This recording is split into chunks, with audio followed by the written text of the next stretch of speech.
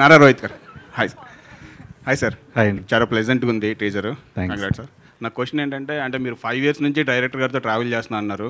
So మీ personal ఎక్స్పీరియన్స్లో ఏమైనా ఇందులో include చేశారా సీన్స్? మీ ఇన్పుట్స్ ఎంతవరకు ఉంది ఈ కథ డెవలప్ అయ్యేటప్పుడు?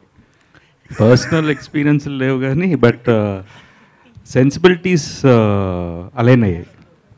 బేసిక్గా కొన్ని క్యారెక్టరిస్టిక్ ట్రైట్స్ ఉంటాయి కదా, సో అవి ఆడు కొన్ని రాసుకున్నాడు దాంతో. So I was okay.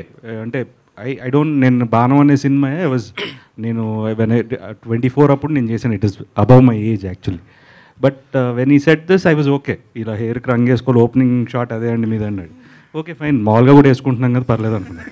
అంటే కొంతమంది హీరోలు అనేటప్పటికి ఆ ఏజ్ని బయట పెట్టరు కదా, దాచుకుంటారు కదా, మీరు ఓపెన్గా. కాదండి, వికీపీడియా ఓపెన్ చేస్తే తెలిసిపోతుంది కదా. వెంకటేష్ గారు అందులో తక్కువ వేస్తారంట కొంచెం వికీపీడియా. నాకు ఎక్కువ వేస్తారండి ఎవడో. వెంకీ గారు హియర్ అండి. చాలా బాగుందండి టీజర్, చాలా బాగుంది చూస్తున్నాను. నాకు అంటే సుందరాకాండ్ అంటే టైటిల్ పెట్టడానికి కారణం ఏంటని అడుగుతుంది. ఎందుకంటే 92లో రాఘవేంద్ర గారు చేశారు, 2008లో బాపు గారు చేశారు. ఆ రెండు కథలను మార్చి మీ కథలో బాగుందని చెప్పి నరేష్ గారు చెప్తున్నారు, చాలా బాగుంది. మాకంటే టీజర్ వరకు తెలుసు. టైటిల్ ఎందుకు సుందరాకాండ్ పెట్టవలసి వచ్చింది? ఇందులో మీరు ఎసెన్స్ ఏమైనా యాడ్ చేశారు అంటే చెప్పగలంటే చెప్పండి. నరేష్ గారు చెప్పిన దానికంటే ఎక్కువ చెప్పండి. లేదండి, బేసిక్గా టైటిల్ పెట్టడానికి అయితే ఒక పర్పస్ ఉంది, అది మీరు సినిమా చూస్తే తెలుస్తుంది. బట్ ఓవరాల్గా కూడా సుందరాకాండ అనేది ఇట్స్ మోర్ అబౌట్ ఎఫర్ట్స్. అంటే అందులో పెద్ద విధ్వంసం ఉంటుంది, మా దాంట్లో అంతేం ఉండదు. కానీ ఇట్ ఈస్ జస్ట్ ఏంటంటే అంత వైలెన్స్లో కూడా there is a beautiful effort. హనుమంతుడు చేసిన బ్యూటిఫుల్ ఎఫర్టే సుందరాకాండ. సో ఎలా మా సిద్ధార్థ్ చేసిన ఒక బ్యూటిఫుల్ ఎఫర్టే సుందరాకాండ. సో ఇద్దరు లెజెండ్స్ చేశారు, రాఘవేంద్ర గారు, వాళ్ళ పక్కన వెంకీ కూడా జాయిన్ అవుతాడా? హోప్ ఖచ్చితంగా. నేను మళ్ళీ ఒకసారి చెప్తున్నా, ఘంటాపదంగా చెప్తున్నాను. ఒక్కొక్క సుందరాకాండకి ఒక విలువ ఉంది. ఈ సుందరాకాండ ఈ డిఫరెంట్ థాట్ని అంత అందంగా చెప్పడమే సుందరాకాండ అండి. You will accept it after you see the film. అంతకంటే సంతోష్ గారు సార్ ఇవ్వండి. సంతోష్ గారు సార్, రోహిత్ గారితో సినిమా తీయడం కోసం సబ్జెక్ట్ వెతికితే ఇది దొరికిందా, లేకపోతే సబ్జెక్ట్ దొరికాక దీనికి రోహిత్ గారు సూట్ అవుతారు అనుకున్నారా? ఎందుకంటే మీకు రోహిత్ గారితో బంధుత్వం ఉంది కాబట్టి.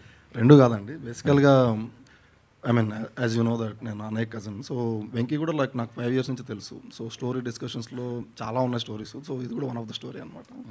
సో దీనికి మంచి కమర్షియాలిటీస్ ఉన్నాయి అండ్ ప్రాపర్ సినిమా ఇది. I mean proper love story and మంచి ఎంటర్టైనర్ ఇది. So I think these are right movie అనిపించింది. సో రోహిత్ అన్న కూడా when he decided that he wants to do a come back with this film, నేను okay I think I should be in this part of the journey అని చెప్పి then it started like that. Yeah, ఒకవేళ రోహిత్ గారు కనుక ఇప్పుడు ready కాను అంటే కనుక ఏం చేసేవారు ఈ సబ్జెక్ట్ని? కాదండి, he is part of cinema. He has a theatre. Okay, పుట్టపర్తిలో he's a part of cinema. చిన్నప్పటి నుంచి సినిమాలోనే పెరిగాడు.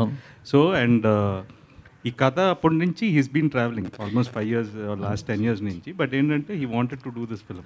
ఐడియా నచ్చి అప్పటికే ఏంటంటే మీ ఇద్దరం ఫిక్స్ అయిపోయాం సినిమా చేద్దాం. తను జాయిన్ అయ్యాడు. సో మీ ఇద్దరి దగ్గర ఆయన జాయిన్ అయ్యారు. Very good. రోహిత్ గారు హౌ ఆర్ యూ అండి, ఎలా ఉన్నారు? నేను బాగానే ఉన్నానండి, మీరు ఎలా ఉన్నారు? It's good to see you after long time. అంటే 6 years ఎందుకని గ్యాప్ తీసుకున్నారు? అంటే మీకు సరైన కథలు రాలేదా, లేకపోతే మీరు చేయకూడదు అనుకున్నారా, బ్రేక్ తీసుకోవాలనుకున్నారా, ఎందుకని చేయలేదు? అంటే ఇప్పుడు ఆమె అడిగినట్టు అది కోఇన్సిడెన్సా?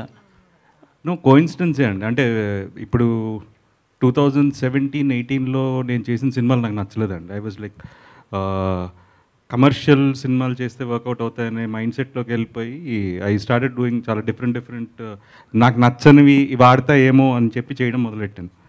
బట్ ఏంటంటే ఆఫ్టర్ దట్ ఐ రియలైజ్ ఏంటంటే తెలియకుండా ఒక లూప్లో పడిపోయాను. సో బ్రేక్ ఇద్దాం అనేది initial idea. But COVID and then ఇంట్లో చిన్న ఫ్యామిలీ ఇష్యూస్, సో వాటి వల్ల ఇంకొంచెం డిలే అయింది అంతే అండి. ఓకే, శ్రీదేవి గారు.